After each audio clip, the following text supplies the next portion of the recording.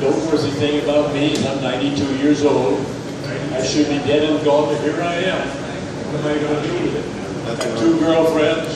I'm doing pretty well for 92. You guys know me already. I just want to mention I have Joss's CD. Every morning I do exercises and yoga to his CD. I do 10 push-ups, shoulder stand, and a lot of stuff.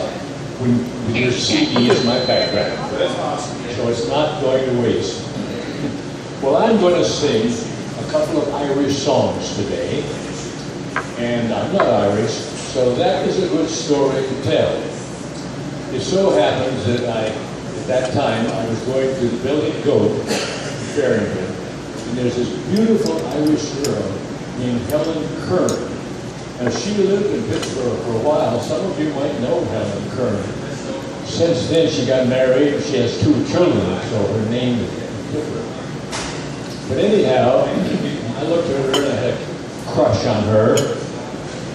Is this loud enough?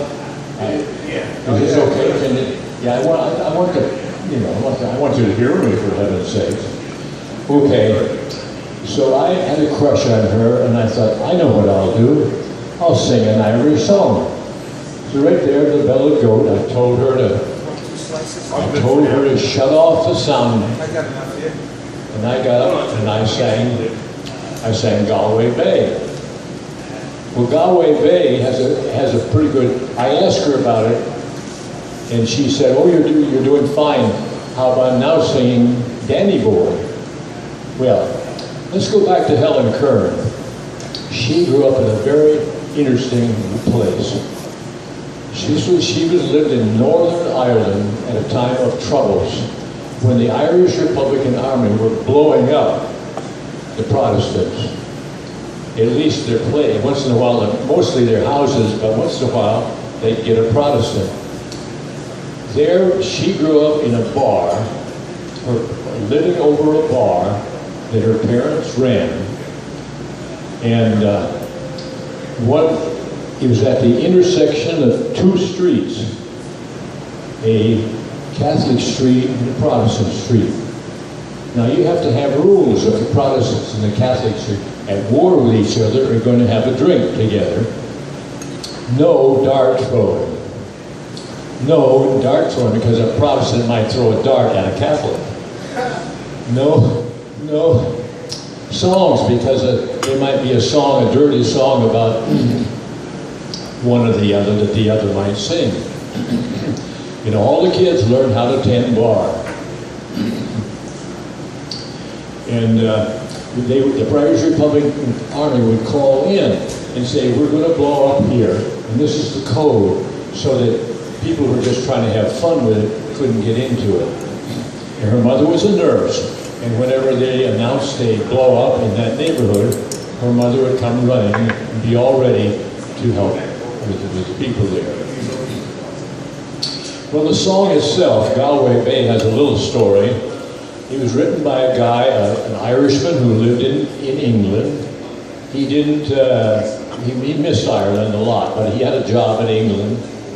His brother had drowned in Galway Bay, so he wrote a song called Galway Bay, and it was a good song, but the movie makers came along and they adapted the song because the song had some bad things to say about the British. They wanted to sell records and music in Britain, so they changed it around. But it's still a good song. That's the first song I'm going to sing.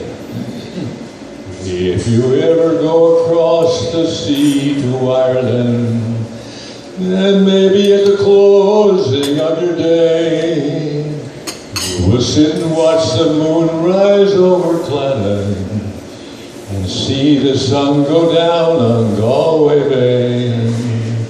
Just to hear again the ripple of the trout stream, the women in the meadow making hay, and to sit beside a turf fire in a cabin and watch the barefoot gossans at their play.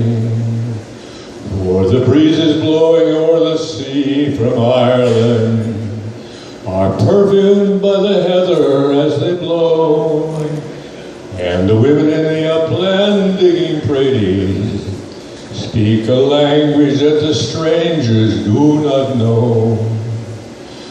The strangers came to teach us their way. They scorned us just for being what we are, but they might as well be chasing after moonbeams or light a penny candle from a star. And if there's going to be a life hereafter, and somehow I'm sure that there will be, I will ask my God to let me make my heaven in that dear land across the Irish Sea.